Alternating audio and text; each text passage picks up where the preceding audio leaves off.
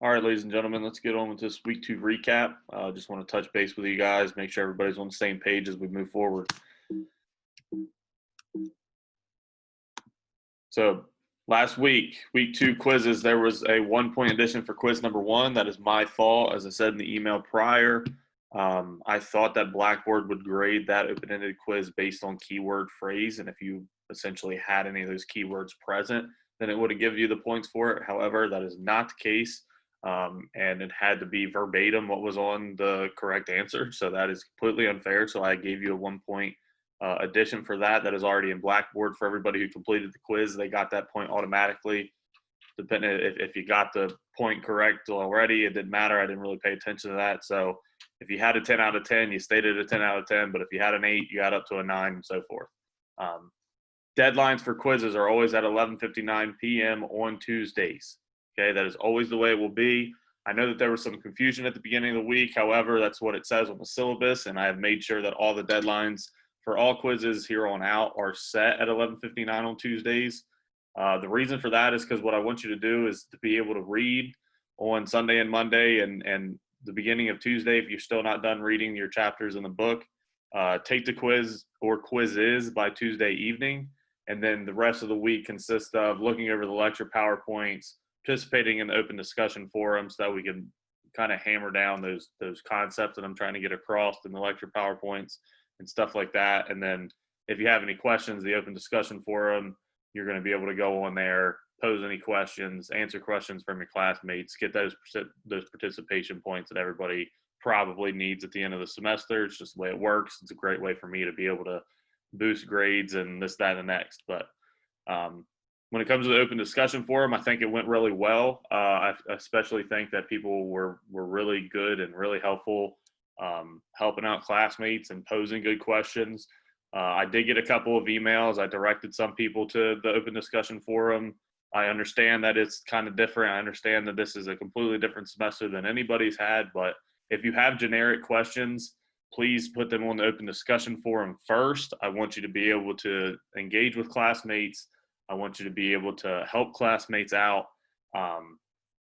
Obviously, if it's some sort of personal question about a grade or something, please do not put that on the open discussion forum. However, general questions, they can go in the open discussion forum. And if they aren't answered by the end of the week or in a timely manner, I will make sure that I reach out through the forum or via email to make sure that everything has been answered.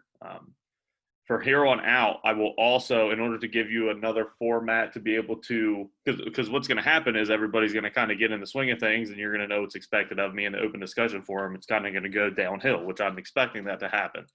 However, I still want you guys to have those opportunities to get your participation points. So what I'm going to do is I'm going to post a weekly discussion forum on some sort of current criminal justice issue.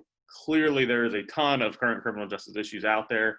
I think I might find news articles. I might find YouTube videos, whatever else. I might send you to the link. I might provide you a prompt, ask you what you think, this, that, and the next, respond to a couple other classmates, stuff like that. Okay? I'm really hoping to get some good discussion back and forth. As always, it's got to stay professional. It's going to challenge some opinions. There's always two different opinions, at least when it comes to criminal justice issues. It's just the way it is. We got to be professional when it comes to that. I hope that you do, for lack of a better term, argue a little bit. I hope that you do voice your opinion. Please make sure to keep it professional. If we have issues with that, I will definitely dock points. I will contact those individuals that are doing so. But we're going to keep it professional. We're going to make sure that we're learning from it. Okay? Like it says at the bottom, participate as much or as little as you'd like, but it is your participation grade. I want to be able to give you guys those points at the end of the semester. So make sure that I'm able to, essentially, if that makes sense.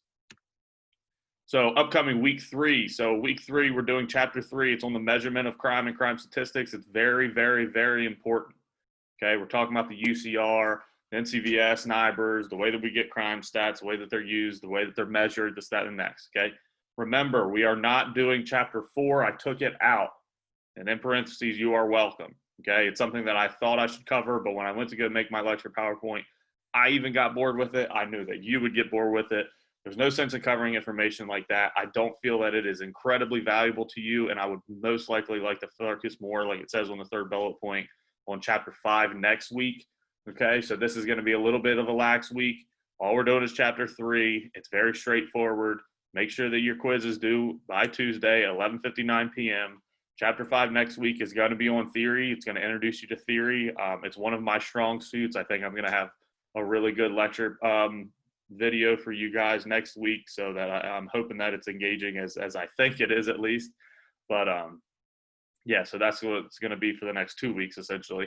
Also, lecture links are going to be on a new YouTube channel I made. Okay, you're going to notice that these videos, the way I'm doing it actually is I'm recording these through Zoom. It's downloading these recordings and the screen capture through an MP4 download, and I'm able to upload it right to a YouTube account. So I made this YouTube account. It's called, the account's name is just Professor Barry. If you want to go on, and I'm not looking for subscribers or anything like that, but if you want to subscribe to it so that you also get a message from YouTube when I upload things, that would be good.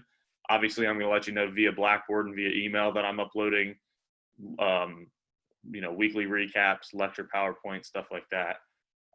But that is the way that these are going to go from now on. I will also still have the YouTube links to each weekly lecture series through Blackboard, if that makes sense. I will still have those in the weekly folder so that they are still available to you.